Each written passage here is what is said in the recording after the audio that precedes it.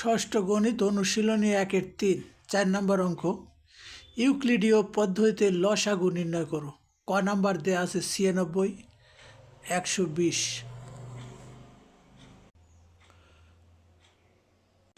96-কে 2 দ্বারা ভাগ করলে 48, 120-কে 2 দ্বারা ভাগ করলে 60, আবার 2 দ্বারা ভাগ করে 24 এবং 30 পাওয়া যায়। আবার 2 দিয়ে ভাগ করা যাবে যেহেতু জোড় সংখ্যা। আর 12 এবং 15 পেয়েছি। 12 2 দিয়ে ভাগ করা গেলেও 15 2 দিয়ে বিভাজ্য নয়, সুতরাং আমাদের অন্য 3 দ্বারা বিভাজ্য।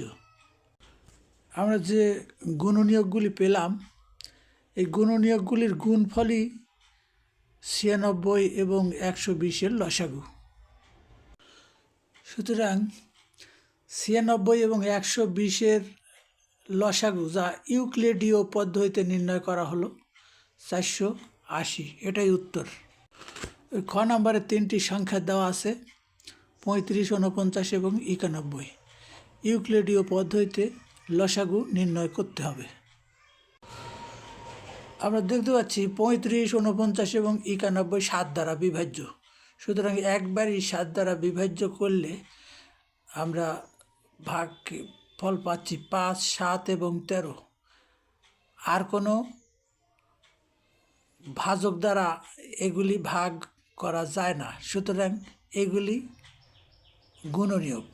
গুণনীয়কগুলির গুণফলই লসাগু। এই গুণফলটা পেলাম আমরা 3185। এটাই নির্ণয় লসাগু। গ নম্বরে 5টি সংখ্যা দেওয়া আছে 33, 55, 60, 80, 90। ইউক্লিডীয় পদ্ধতিতে লসাগু নির্ণয় করতে হবে। এইখানে 33 ব্যতীত বাকি 4টে সংখ্যা 5 দ্বারা বিভাজ্য, সুতরাং ওই সংখ্যাগুলিকে 5 দ্বারা ভাগ করব।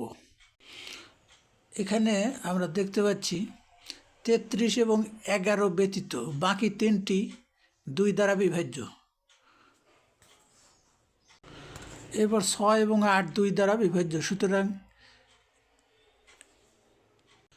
এই পর্যায়ে আমরা দেখতে পাচ্ছি 2টি 11 আছে, সুতরাং অন্তত 2টি একই সংখ্যা দ্বারা বিভাজ্য হলে ওই দুটিকে ভাগ করতেই হবে।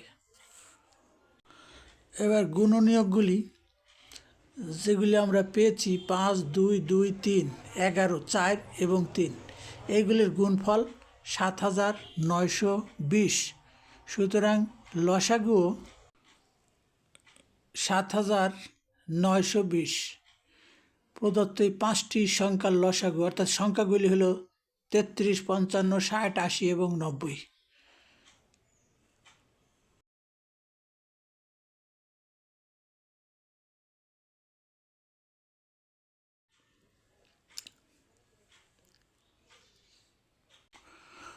অনুশীলনী 1-3 5 নম্বর অঙ্ক কোন বৃহত্তম সংখ্যা দ্বারা 100 ও 184-কে ভাগ করলে প্রত্যেকবার ভাগশেষ 4 থাকবে। এই অঙ্কটি শিক্ষার্থীদের বোঝার সুবিধার জন্য ছোট্ট একটি উদাহরণ এখানে প্রয়োগ করলাম। 100-র পরিবর্তে 24 এবং 184-র পরিবর্তে 34 হিসাবে আমরা যদি উদাহরণ হিসাবে ব্যবহার করি যে 24 এবং 34-কে কোন বৃহত্তম সংখ্যা দ্বারা ভাগ করলে 4 অবশিষ্ট থাকবে প্রতি ক্ষেত্রে। ভাগশেষ 4 উভয়ের মধ্য থেকে বিয়োগ করলে আমরা পাই 20 এবং 30। এই 20 এবং 30-এর গুণনীয়কগুলি হচ্ছে 2, 5, 10 এবং 20। আর 30-এর গুণনীয়ক 2, 5, 10 এবং 30। তাহলে এর মধ্যে 2 গুণনীয়ক দ্বারা ভাগ করলে তো 4 অবশিষ্ট থাকবে না, কারণ ভাজকের চেয়ে ভাগশেষ বড় হয় না কখনোই। এবার 20 দিয়ে 30-এ ভাগ করা যাবে না, আবার 30 দিয়ে 20-এও ভাগ করা যাবে না, সুতরাং 20, 30ও বাদ। এখন বাকি থাকলে 5 এবং 10। উভয় সংখ্যাকে 5 এবং 10 দ্বারা ভাগ করলে 4 অবশিষ্ট থাকবে, ঠিক আছে, কিন্তু এখানে বলা হয়েছে কোন বৃহত্তম সংখ্যা, এই কারণে আমরা এখানে 10কেই বৃহত্তর সংখ্যা হিসাবে নেব। 100 এবং 184 থেকে 4 বিয়োগ করলাম, এই ভাগশেষ 4 আমরা পেলাম 96 এবং 180। এই 96 এবং 180-র গুণনীয়ক নির্ণয় করব, সকল গুণনীয়ক, শুধু মৌলিক গুণনীয়ক নয়, শুধু যৌগিক গুণনীয়ক নয়, যত গুণনীয়ক আছে সকল গুণনীয়কই। এবার 96-এর গুণনীয়কগুলি আমরা নির্ধারণ করব। 2, 3, 4, 6, 3টে 2-এর গুণনফল 8, তারপর 12, 16, 24, 48 এবং 96।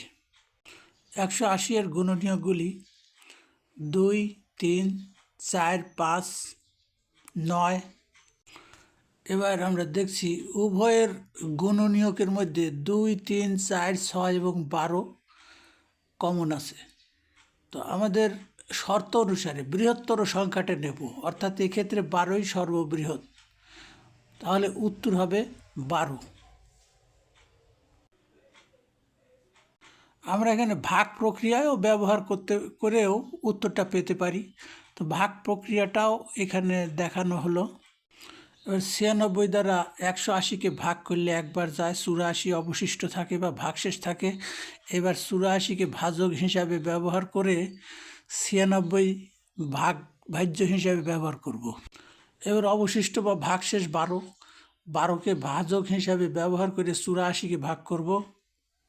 এখানে 12 সর্বশেষ ভাজক, যা দ্বারা 84-কে ভাগ করার পর ভাগশেষ 0, সুতরাং আমাদের উত্তর হবে 12, অর্থাৎ গসাগু 12।